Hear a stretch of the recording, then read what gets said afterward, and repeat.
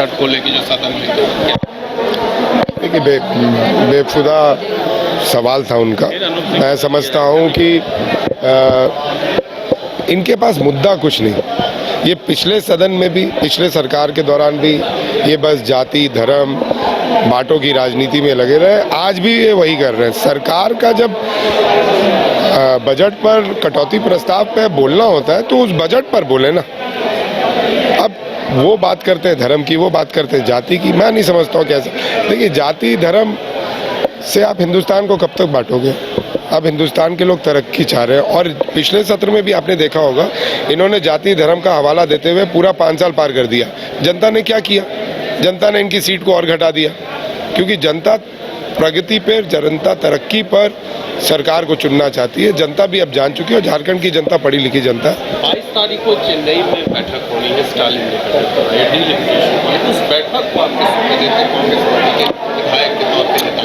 देखिए, बहुत महत्वपूर्ण बैठक है और जिस तरीके से मैं समझता हूँ कि महागठबंधन एक फोरम पर एक साथ खड़ी है, आने वाले समय में मैं समझता हूँ कि वो बैठक से बहुत परिणाम हिंदुस्तान की राजनीति में कुछ अच्छा होने वाला है। झारखंड के मुख्यमंत्री आप मानती है कि वो पॉलिटिकल? देखिए, हम तो एक बात कहना चाहेंगे कि हम लोग सदन में आए, देखिए इतनी तेज बारिश हो रही है।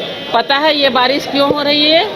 क्योंकि आज पेयजल और उत्पाद विभाग का यहाँ पर बजट का माननीय मंत्री जी के द्वारा संबोधन था और यहाँ वो पानी पिलाने के बजाय लोगों को पानी पानी करने पे तुले हैं। इसलिए भगवान देखे कि उन्होंने कहा कि भाई ये सरकार किसी को पानी नहीं दे सकती है तो कैसे लेयर मजबूत रहे। इसलिए देखिए ऊपर वाले ने ध्यान दे करके आज बारिश करा दी। तो ये हेमंत सरकार में पानी की चिंता करना बेकार है और इसलिए ऊपर वाले ने हम लोगों की बात को सुनी और वो पानी की बारिश करा रहे थे। परिवर्तन नहीं किया। राहुल गांधी समाजवादी विचारधारा बेहिस्सेदारी की बात कर रहे हैं। पिछड़े वर्ग को, दलित को, आदिवासी को, माइनॉरिटीज को जो इनको तुष्टीकरण लगता है। भाजपा एक सिंगल लाइन जो है उनका, वो हिंदू मुसलमान है। उसी लाइन पे देखते हैं कितना दिन वो अपनी नैया खेते हैं, क्योंकि अब लोग बेचैन हो चुके हैं उनके अत्याचारी व्यवस्था से। और इसीलिए राहुल गांधी को ये लोग टारगेट करते हैं। राहुल गांधी को किस लेवल तक टारगेट किया आप समझ सकते हैं, जब मेंबरशिप भी उनका ले लिया है। मैं समझता हूं कि राहुल गांधी भविष्य का बेबाक नेता जो इस देश को चाहिए था वो होने जा रहा है। अपने आप को पका के, तपा करके एक परिपक्व नेता के तौर पे उभरे हैं राहुल गांधी। सर, डीलिमिटेशन को लेकर परिसीमन पे जो विवाद चल रहा है सर, कल एक बड़ी बैठक डीएमके के राज्य में तमिलनाडु में होने जा रही है सर, तमाम दल उसमें शामिल हो रहे हैं सर। तो ये जो डीलिमिटेशन पे विवाद चल रहा है, आप उसको कैसे देखते हैं, क्या करें? निश्चित तौर पे देखिए, जब ये परिसीमन लागू हुआ लास्ट टाइम तो यूपीए गवर्नमेंट था, जहाँ पे झारखंड ऐसे राज्य में हम लोगों ने इसलिए इसको रोक दिया कि यहाँ कम हो रहा था सीट, और झारखंडी जो एक एस्पिरेशन था उसको एक तरह से घातक उसके लिए हो रहा था। लेकिन भाजपा का जो पूरा सोच है वो दक्षिण भारत को मार्जिनाइज करके और नॉर्थ इंडिया में नंबर बढ़ाने का। मैं समझता हूँ कि जो नंबर है उसके बाद नंबर कैसे बढ़े, अगर न्यायपूर्ण काम करना है तो उसके आगे सोचना चाहिए और अल्टीमेट मुझको लगता है यही रास्ता देना पड़ेगा हम लोगों को। Thank you sir.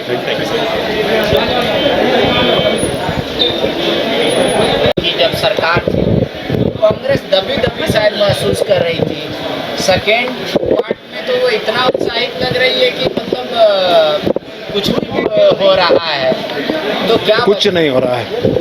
सदन संसदीय परंपराओं के अनुरूप चलेगा और आदरणीय श्री राधाकृष्ण किशोर के अस्वस्थ होने के वजह से माननीय मुख्यमंत्री ने यदि सदन में संसदीय मंत्री की जवाबदेही सौंपी है तो सदन की जो परंपराएं हैं उनके निर्वहन का प्रयास होगा, सदन को संगठित और सुचारू रूप से चलाने की कोशिश होगी।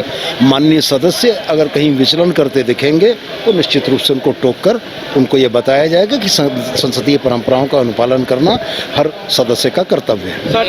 सदस्य अगर इसको भूल जा रहे हैं तो क्या ये स्ट्रेटेजी का हिस्सा है कि इस बार भूल के रहो? क्योंकि आप देखिए पेयजल का मामला था, प्रदीप यादव कहीं ऐसा मामला नहीं है। देखिए, सदन में बतौर मंत्री मैं भी एक जनप्रतिनिधि हूँ, मुझको भी अपने क्षेत्र की समस्याएं हैं, मुझको भी जनता के सवालों का जवाब देना है। तो निश्चित रूप से ये जो भूमिकाएं हैं ये ओवरलैप होती हैं।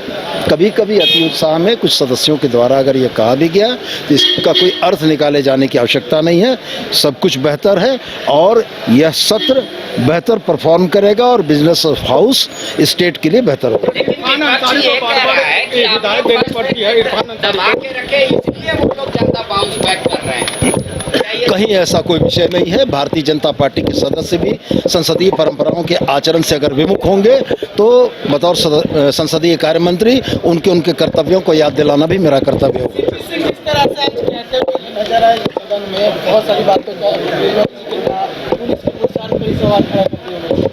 सीपी सिंह जी एक विशेष प्रकार का चश्मा लेकर आते हैं जिसमें उनके हर जबान से निकला हुआ शब्द उनकी वोटों की खेती करता है। कोई तथ्यात्मक आंकड़े नहीं होते हैं, सिर्फ अनुमानों के आधार पर एक नैरेटिव गढ़ने की कोशिश होती है जो आदरणीय सीपी सिंह की आदत है। इसलिए इसमें नया कुछ भी नहीं। लेकिन आपका एक मुद्दा नहीं है, पर एक सवाल बनता है, यहाँ जो पुलिस की ड्यूटी लगती थी हर बार उनको भोजन मुहैया कराया जाता था, इस बार नहीं हो रहा कोई? ये संबंधित पदाधिकारी आमतौर पर सत्ता पक्ष के जब मंत्री बोलते हैं तो विधायक हाँ में हाँ मिलाते हैं, लेकिन इस बार विरोध का स्वर वहीं से ज़्यादा तेज है। आपस में जैसे विपक्ष के हो, कैसे देख रहे हैं आप? नहीं, सत्ता पक्ष के भी कुछ विधायकों का अंतरात्मा उनको कचोटता है। ठीक है, सत्ता पक्ष में है, लेकिन इतना करप्शन होते हुए देख के उनको बर्दाश्त नहीं हो रहा है। आपने देखा होगा प्रदीप यादव जी के परसों दिन के वक्तव्य को, आपने देखा हो कि उन्होंने पीएचडी विभाग में भारी करप्शन का बात उन्होंने कहा और लास्ट में मंत्री जी को कहना पड़ा कि आप हठधर्मिता मत अपनाइए। ये हठधर्मिता क्या है? करप्शन हुआ है, टेस्ट जांच हो गया है, उस पर कार्रवाई करिए। तो सरकार कार्रवाई से भाग रही है। जब इरफान जी बोल रहे थे प्रदीप यादव भिड़ गए, तो सोनू को बीच में आना पड़ गया। तो वो सब देखिए, WWF आप देखते हैं ना, पहलवान पटका पटकी मैच फिक्स होता है, वो मैच फिक्सिंग है ये दोनों मंत्री का। जी एक दूसरा सवाल है, ईद में जो बाजार लगता है मेन रोड में खासकर, उसको लेकर बीजेपी क्या जा सकती है कि हिंदुओं के त्यौहार पर आप बाजार नहीं लगा सकते, लेकिन ईद के मौके पर बाजार लग रहा है, लोगों को दिक्कत होती है। सीपी सिंह जी बहुत बेहतरीन बात बोले। भाई, ईद के समय आप रोड को पूरा इनक्रोच करके वहाँ पर नमाज पढ़ रहे हैं, आप दुकान लगा के सेवई बेच रहे हैं, लेकिन जैसे ही हिंदू का त्यौहार आता है, दुर्गा पूजा, होली आता है, आपके पुलिस प्रशासन पूरा सख्त हो जाते हैं। क्या एक वर्ड बोले, पुरुषार्थ लगते हैं दिखाने, हिंदू को तरेटने लगते हैं, बम्बू गाड़ देते हैं कि इधर नहीं जाएगा कोई पब्लिक। ठीक ही बोले, लेकिन इस राज्य में तो चल रहा है तुष्टीकरण। हिंदू समाज को तो दबाया जा रहा है, सनातनी लोगों को यहाँ दबाया जा रहा है। निश्चित तौर पर ये बात है, अंदर अंदर ये काफ़ी मुद्दा गर्म हो रहा है। उसके पुरुषार्थ पे सवाल खड़ा। हाँ, ठीक कहा उन्होंने। पुलिस का पुरुषार्थ उस समय कहाँ चला जाता है जब रोड पर सेवई बिकता है। वो तो वही बोल रहे थे, ईद के त्यौहार में पुलिस छुप जाता है, और जब सनातनी लोगों का त्यौहार आता है तो जाकर के रोड पर खड़ा हो जाता है। इधर नहीं दुकान लगा सकता है, इधर नहीं बेच सकता है, यही बात बोल रहे थे।